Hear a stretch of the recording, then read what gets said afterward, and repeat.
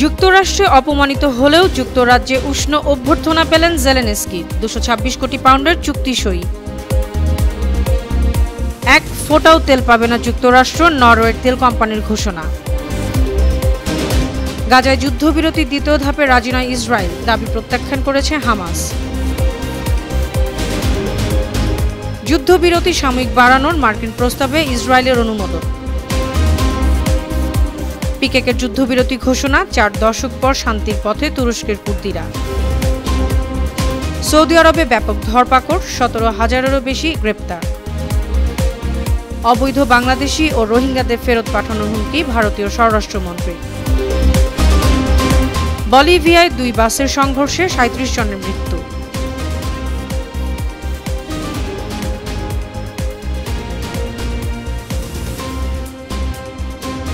সুপ্রিয় দর্শক, উত্তর থেকে দক্ষিণ, পূর্ব থেকে পশ্চিম, বিশ্বজুড়ে প্রতিদিনের এমন বিভিন্ন খবর নিয়ে আমি অনন্যা চৈতি আছি আপনাদের সাথে। ওয়াশিংটনে মার্কিন প্রেসিডেন্ট ডোনাল্ড ট্রাম্পের সঙ্গে বৈঠকে অপমানিত হলেও ইউক্রেনের প্রেসিডেন্ট ভলোদিমির জেলেনস্কিকে উষ্ণ সম্বর্ধনা দিয়েছে যুক্তরাজ্য। হোয়াইট হাউসে ডোনাল্ড ট্রাম্পের সঙ্গে বাকবিতণ্ডার পর যুক্তরাষ্ট্র থেকে লন্ডনে গেছেন জেলেনস্কি। বৈঠক করেছেন ব্রিটিশ প্রধানমন্ত্রী কিয়ার স্টারমারের সঙ্গে। বৈঠক শেষে ২২৬ কোটি পাউন্ডের একটি চুক্তি সই করেন স্টারমার ও জেলেনস্কি। বৈঠকে জেলেনস্কিকে উষ্ণ অভ্যর্থনা জানিয়ে ব্রিটিশ প্রধানমন্ত্রী স্টারমার বলেন, যুক্তরাজ্যের জনগণ এগিয়ে আসছে, দেখাতে চাইছে তারা ইউক্রেনের কতটা সমর্থন করে। যতদিন প্রয়োজন হবে ততদিন আমরা ইউক্রেনের পাশে আছি। এ সময় জেলেনস্কি যুক্তরাজ্যের জনগণকে ধন্যবাদ জানান।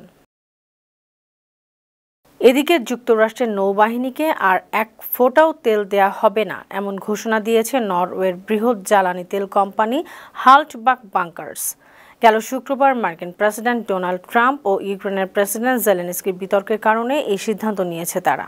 কোম্পানিটির মালিক গুনার গ্রান সংবাদ মাধ্যমকে জানিয়েছেন, ট্রাম্প যতদিন ক্ষমতায় আছেন ততদিন আমেরিকানদের এক ফোঁটাও জ্বালানি দিবেন না। ব্রিটিশ সংবাদ মাধ্যম ডেইলি এক্সপ্রেস জানায়, ওই কোম্পানি কর্তৃপক্ষ মনে করে ট্রাম্প ইউক্রেনকে যেভাবে অসম্মান করেছেন তা মেনে নেওয়া যায় না। যুক্তরাষ্ট্র যা করেছে তা ছিল এক প্রকার ছলনা, আর ইউক্রেনের প্রেসিডেন্ট প্রশংসনীয় সংযম দেখিয়েছেন। ফিলিস্তিনের গাজা উপত্যকায় দ্বিতীয় ধাপের যুদ্ধবিরতি নিয়ে আলোচনা করতে রাজি নয় ইসরায়েল। তারা প্রথম ধাপের যুদ্ধবিরতির মেয়াদ বাড়াতে চায়, একই সঙ্গে জিম্মিদের মুক্তিও চায়। এজন্য প্রথম ধাপ আরও ৬ মাস বাড়ানোর একটি প্রস্তাবও দিয়েছে নেতানিয়াহু প্রশাসন। শনিবার ব্রিটিশ বার্তা সংস্থা দ্য গার্ডিয়ান এসব তথ্য জানিয়েছে। গার্ডিয়ান জানায়, প্রথম ধাপের যুদ্ধবিরতির মেয়াদ বাড়াতে গেল শুক্রবার কায়রোয় আলোচনা করেছে ইসরায়েলের প্রতিনিধি দল। ওই আলোচনায় আগামী ৯ মার্চের মধ্যে গাজা থেকে আংশিক সেনা প্রত্যাহার করা হবে। তবে শনিবার দ্বিতীয় ধাপ শুরু নিয়ে কোনো আলোচনা হয়নি। গেল ১৯ জানুয়ারি ফিলিস্তিনি গাজায় প্রথম ধাপে ৪২ দিনের যুদ্ধবিরতি শুরু হয়ে ১ মার্চ শেষ হয়। এদিকে গাজায় যুদ্ধবিরতির প্রথম ধাপের মেয়াদ আরও ৬ মাস বাড়ানোর ইসরায়েলি প্রস্তাব প্রত্যাখ্যান করেছে ফিলিস্তিনের স্বাধীনতাকামী সশস্ত্র সংগঠন হামাস। শনিবার হামাস নেতা মাহমুদ মারদাউই এক বিবৃতিতে জানান, এই অঞ্চলে স্থিতিশীলতা ও বন্দীদের মুক্তি নিশ্চিত করার একমাত্র উপায় হলো চুক্তির পূর্ণ বাস্তবায়ন। ইসরায়েলের সঙ্গে প্রথম যুদ্ধবিরতি চুক্তির পর হামাস চায় পুরো চুক্তি বাস্তবায়িত হোক। দ্বিতীয় পর্যায়ের শুরুতেই বন্দী বিনিময় প্রক্রিয়া চলুক। যুদ্ধবিরতির প্রথম ধাপে ২৫ জন জীবিত ইসরায়েলি জিম্মিকে মুক্তি দেওয়া সহ আরও ৮ জিম্মির মরদেহ হস্তান্তর করে হামাস। বিনিময়ে প্রায় ২,০০০ ফিলিস্তিনিকে মুক্তি দেয় ইসরায়েল। অন্যদিকে ৬ সপ্তাহের জন্য গাজায় যুদ্ধবিরতির মেয়াদ সাময়িকভাবে বাড়ানোর মার্কিন প্রস্তাব অনুমোদন করেছে ইসরায়েল। মার্কিন প্রেসিডেন্ট ডোনাল্ড ট্রাম্পের মধ্যপ্রাচ্য বিষয়ক দূত স্টিভ উইটকফ যুদ্ধবিরতির ওই প্রস্তাবটি দেয়। গাজাসহ গোটা মধ্যপ্রাচ্যে পবিত্র রমজান মাস চলছে। অন্যদিকে ইহুদিদের পাস ওভার উৎসব ১২ এপ্রিল শুরু হয়ে চলবে ২০ এপ্রিল পর্যন্ত। এ কারণে ট্রাম্প প্রশাসন এমন প্রস্তাব দেয়।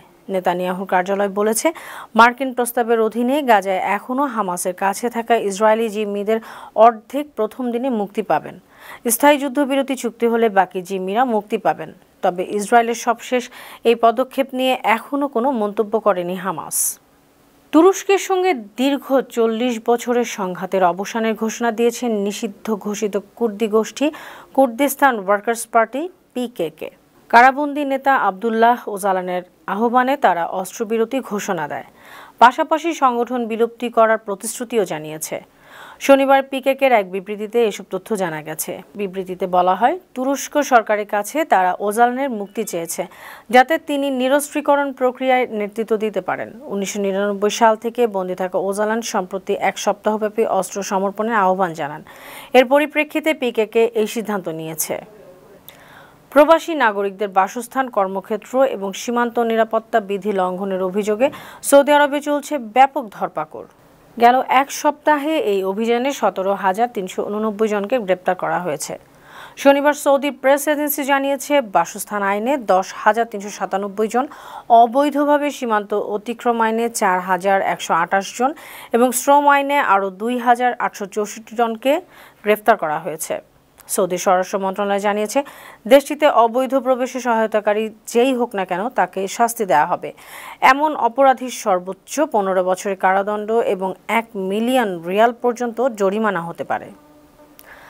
ভারতের দিল্লি ও এর আশেপাশের অবৈধ বাংলাদেশি ও রোহিঙ্গাদের তাদের দেশে ফেরত পাঠানো হবে বলে আবারও সাফ জানিয়ে দিলেন ভারতের স্বরাষ্ট্রমন্ত্রী অমিত শাহ।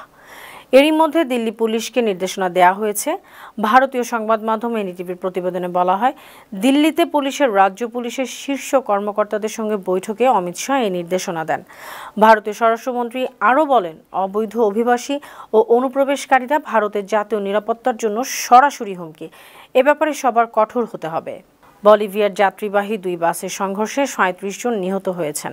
আহত হয়েছেন আরও 39 জন। তাদের মধ্যে বেশ কয়েকজনের অবস্থা গুরুতর হওয়ায় মৃত্যুর সংখ্যা বাড়ার আশঙ্কা করছে স্থানীয় কর্তৃপক্ষ। দেশটির পুলিশ ও স্থানীয়দের বরাত দিয়ে রয়টার্সের প্রতিবেদনে বলা হয়, শনিবার সকাল 7টার দিকে বলিভিয়ার পশ্চিমাঞ্চলীয় উইউনি ও কোলচানি শহরের মধ্যবর্তী অঞ্চলে এ দুর্ঘটনা ঘটে। প্রতিবেদনে বলা হয়, উইউনি ও কোলচানি শহরের মধ্যবর্তী সড়কে একই দিকে যেতে থাকা বাস দুটির মধ্যে সামনেরটি হঠাৎ দিক পরিবর্তন করলে পেছনেরটি এসে জোরে ধাক্কা দেয়। সুপ্রিয় দর্শক, এই ছিল আজকের বিশ্বজুড়ে প্রতিদিন। এমন আরও নানা খবর নিয়ে আগামীকাল আবারও আপনাদের সামনে হাজির হব। আপনাদের মন্তব্য, পরামর্শ আমাদের এই আয়োজনকে আরও প্রাণবন্ত ও সৃজনশীল করে তুলতে পারে। সেই পর্যন্ত ভালো থাকুন, সুস্থ থাকুন, বাংলা টিভির সঙ্গেই থাকুন। আল্লাহ হাফেজ।